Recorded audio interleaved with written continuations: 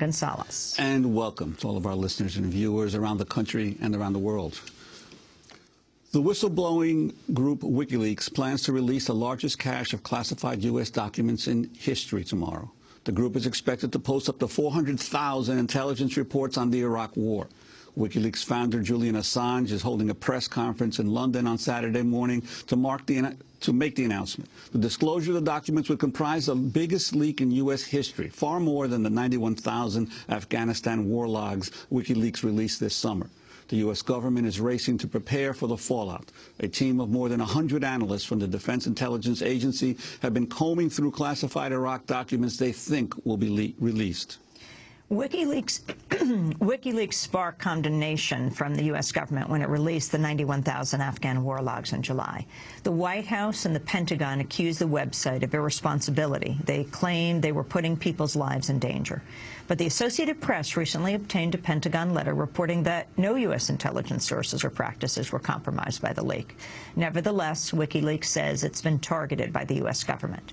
In the aftermath of the Afghan war logs leak, the U.S. reportedly asked Britain, Germany, Australia, and other Western governments to open criminal investigations into Julian Assange and severely restrict his international travel. Most recently, WikiLeaks accused the U.S. of targeting it with financial warfare. Last week, Julian Assange said the company responsible for collecting the WikiLeaks donations terminated its account after the U.S. and Australia placed the group on blacklists. Meanwhile, Army intelligence analyst Bradley Manning has been in prison since May, when he was arrested on charges of leaking a video of a U.S. military helicopter killing a group of innocent Iraqis in Baghdad. For more, we're joined here in our New York studio by Daniel Ellsberg, perhaps the country's most famous whistleblower. He leaked the secret history of the Vietnam War in 1971. He's flying to London tonight. He'll take part in the WikiLeaks news conference on Saturday. Dan Ellsberg, welcome to Democracy Now! Can you talk about this 400,000 pages or documents that are expected to be released? 400,000 documents. Allegedly, it is, of course, a leak on a scale that I couldn't have done 40 years ago without scanners and digital capability. I used the most advanced technology at that time, Xerox, and I couldn't have done what I did 10 years before that. You used Xerox 7,000 pages? Yes, it took a long time, one page at a time. So I'm quite jealous of the current capabilities, but I'm glad to express my support of what WikiLeaks is doing and its sources in particular. Whoever gave this information to WikiLeaks obviously understood that they were at risk of being where Bradley Manning is now, accused, in prison. We don't know, I don't know who the source was. And if Bradley Manning is shown by Army beyond a reasonable doubt to have been the source, he'll have my admiration and thanks for doing that. I've faced that kind of risk myself 40 years ago, and it always seemed worthwhile to me to be willing to risk one's life in prison, even, to help shorten a war like Afghanistan or Iraq. That's what we were suffering then in Vietnam. And it was really the secrecy, the wrongful secrecy of information like this that got us into Vietnam and Afghanistan and Iraq, or has kept the war going in Afghanistan. So if there's any chance of shortening that, it's certainly worth a person's life. And the extent of damage control that the military is apparently in the mode that it's in preparation for the release of these documents, does it surprise you at all? They think they know what's coming out. They're crying alarm over this, as they always do in the case of every case of a leak. Certainly they did with the Pentagon Papers. In fact, in that case, they said that the damage to national security was so great that they had to stop the presses for the first time in our history. That the Supreme Court ruled otherwise, having heard testimony on that. And the 17, in fact 19 newspapers altogether decided otherwise and did print the papers in what amounted to civil disobedience against the warnings of the Attorney General. In no case was there any harm discovered in that case. And as for the releases in July, with all the warnings we heard passed on by the media quite uncritically, no damage has been reported. So I think that one should take their warnings now with a lot of salt. Well, at a Pentagon news conference in August, Defense Secretary Robert Gates denounced the leaking of the Afghan war logs. The battlefield consequences of the release of these documents are potentially severe and dangerous for our troops, our allies, and Afghan partners, and may well damage our relationships and reputation in that key part of the world.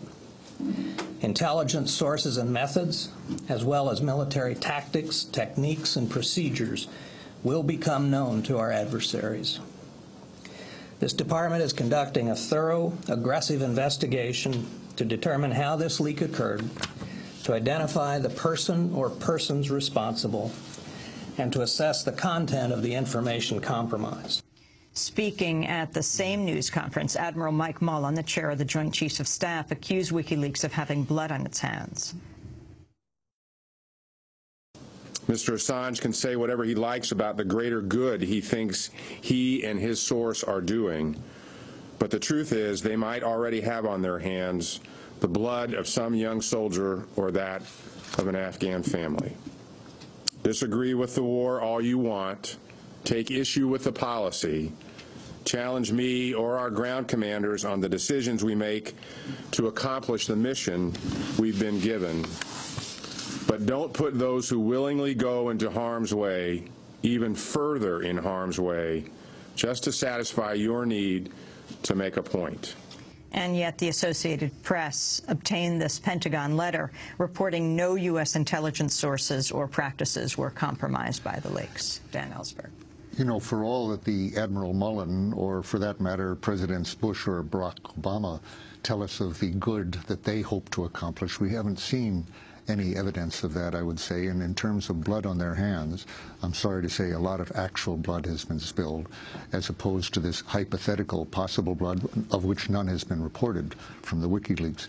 Actually, the demands they're making of the press to stay away from this story, or even readers not to read it, and they're talking about returning the material.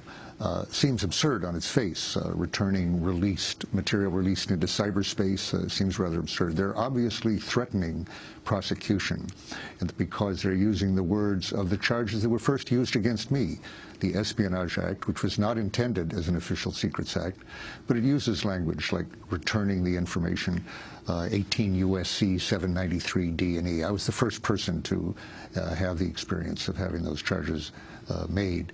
In this case, they have some credibility of prosecution because President Barack Obama has already brought as many prosecutions for leaks to the American public as all previous presidents put together. It's a small number, it's 3, but since he didn't have a really law intended to do that, no other president has brought more than one prosecution. He's brought 3, and clearly what he's threatening here with the press, including you and even your readers, for not returning the information that they're not authorized to receive, is a clear warning, I'd say, of prosecution, which means that I think this administration is moving toward really aggressively using the Espionage Act as an Official Secrets Act, in which case we'll know even less than we do about the lies that prolong wars and get us into wrongful wars. But what about that policy, given the fact that President Obama came into office talking about a more transparent and open government, and appears to be going in the opposite direction? Well, that promise has gone the way of his promise to close Guantanamo and a number of other promises. This, in no way in the general defense and homeland security area is he less opaque, more transparent than Bush, and as I say, he's been even more aggressive in pursuing prosecution.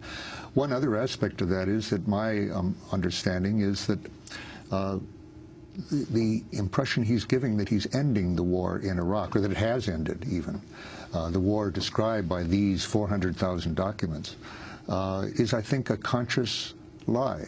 I think it's as much of a lie as Lyndon Johnson's when I was working for him, and he underestimated for the public the scale and the duration of the war we were getting into.